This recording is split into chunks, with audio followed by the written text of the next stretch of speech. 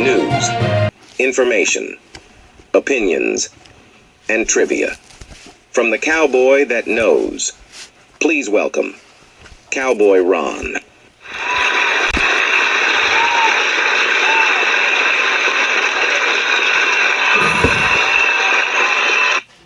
Well, that's better than I deserve, and I'm glad to be back with you. I had the privilege to go see the Ronald Reagan movie called Reagan the Movie, and I just want to tell you about it and give you some trivia on President Reagan that you didn't see, that you won't see in the movies. First, let me say the movie was far better than I expected, and I expected it to be brilliant. Acting was good. I think there's going to be some Academy Awards handed out. John should certainly get an award for supporting actor. But let me go into a little bit. Also, if you want to get a good book, understand about Reagan, this book here is good. Bill Riley, Killing Reagan. His series are always good. I've read all of them. But I first came to know about President Reagan as a 7-year-old kid watching television. Black and white TV, color TV wasn't even thought of in those days. And he hosted the GE Hour, in which a lot of short stories, 30 minutes. But I noticed that when he first come on, he'd be busy, and he'd look at you with this fresh, inviting look. Oh, there you are. And, well, I'm glad you caught me. And I find out really how that's done. It's just cameras, they got a red light that comes on if they're hot. And he also hosted Death Valley Days after the old ranger died. And he was a real ranger in 30 minutes, about 20 Mule Teen Borax, I think, was the sponsor, and things of that nature. And he did other programs, great in the movies. We saw this in the White Mountain WME theaters in Lakeside, Arizona, but they also have another theater in Sholo. Both are nice theaters, and the one in Sholo is close to Walmart, things like that. Some trivias that the book didn't, the movie didn't cover. President Reagan, during the Screen Actors strike, there was a lot of violence going on, but he refused to subside to it. He did not lay down in the bus like other people would do. Instead, he had to put him a pistol on his shoulder, and he stood up there, and he faced evil.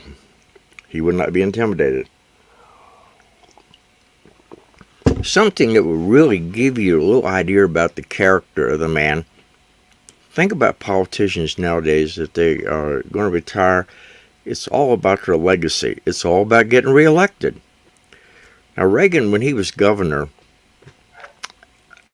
California was having financial problems. California is always having financial problems. Democrats, Republicans, no matter who's in there. But they were going to have to raise taxes a little bit, and one of his aides said, Governor Reagan, if you raise taxes, it's going to make it much more difficult to get reelected. He said, well, we weren't sent out here to get reelected. We were sent out here to do the people's business. Isn't that amazing? A politician in our lifetime is more interested in keeping his word, doing the people's business, than he was getting reelected. One of the other things I really liked about him, I used to imitate him a little bit, not very well, but when he bombed Omar Gaddafi's tent after, I think, Pan Am was shot out of the sky, a whole bunch of people killed. Well, during the President Johnson administration, he passed an amendment, or not amendment, but a regulation. Presidents can no longer have political leaders assassinated, even when war came along. And Omar Gaddafi's tent was visited with a 500-pound bomb. I would imagine a 500-pound bomb would knock down a skyscraper. Well, this young reporter asked him that, wanted to trip him up. He said, Mr. President, you don't have the right to kill anybody. Now think about this. He dropped a 500-pound bomb in an Arab's tent. He goes like this, says, "Well, we weren't trying to kill nobody." That has to be the line of the century. So those two are things that I can remember. I can tell you I was a tour bus driver in Washington, D.C. And I was parked across from the Air and Space Building on Maryland Avenue, Southwest. And his funeral procession came through. You could hear they'd be "Park, please," "DC, please," all kinds of sirens ringing and going. And I had just taken a nap and waiting for my passengers to come out. And it started raining. And when I heard the sirens, I looked up and here was his procession, his hearse coming by. There was raindrops all over the front two windows of the bus, and at first I thought that it was the angels crying over such a wonderful person. There will be parts in the movie. At one part, I'm not going to tell you where it is, where my wife is crying a little bit. She said she wasn't. The lady behind me was, and I had tears in my eyes. And I've always been a little bit ashamed if I cry, but this is the first time in my life that I felt proud crying for the loss of somebody. Regan, by the way, his complexion was as such, and he was a healthy individual. He didn't have to wear makeup or anything, and that was pretty good. Let's see what we got here. In the movie theater, this is what I wanted to tell you about. My wife and I, we like to go to the movies Monday through Friday because it's not crowded. So we went Friday, and the theater had 45 people on the first showing, the one in the White Mountains, and they hold 245 seats in there.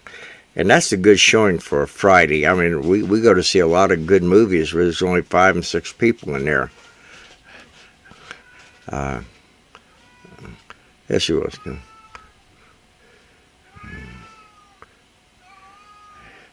Yeah, after he was shot, now they show that in there, but what they don't tell you, his cabinet, because he was, having trauma over being shot and almost died. There was some talk about invoking the 25th Amendment because they didn't think he was ready to handle things. I would say Dennis Quaid portrayed President Reagan, and I don't think President Reagan could have found a better ambassador to represent him. The movie is really so many different things. It's about the man, it's about the country, it's about, it's the West, it's our DNA. It's just really a very, very good movie. And Reagan's favorite book to read was the Bible. Battle Hymn. It was Bible, and the song patriotic song he liked was the Battle Hymn Republic. Now, one of the songs he did like, and I heard him say this on television one day, "God Bless America" by Kate Smith, and that's one of my favorite songs. And I think that he almost suggested that it would make a good national anthem. Now, one of the movies that got him really famous, he played Nuke Rockwell, I can't even say it, All American. It was Pat O'Brien was the star in it. But this is true. Newt died early in life, and he told the team to go out and win one for the Gipper. And you'll hear Reagan in his re-election speeches, if you can get them up, and you can, saying, "Go out and win one for the Gipper."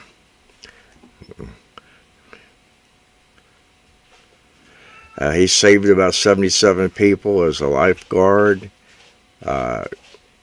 He was real responsible for the Russians going out of business. Now, I think that's everything I said. But again, the Bill O'Reilly books are good, and I like them a lot. I read them all. You can can get that one now used somewhere. So until next time, this is Cowboy Ron saying so long. Hope you live as long as you want and never want as long as you live.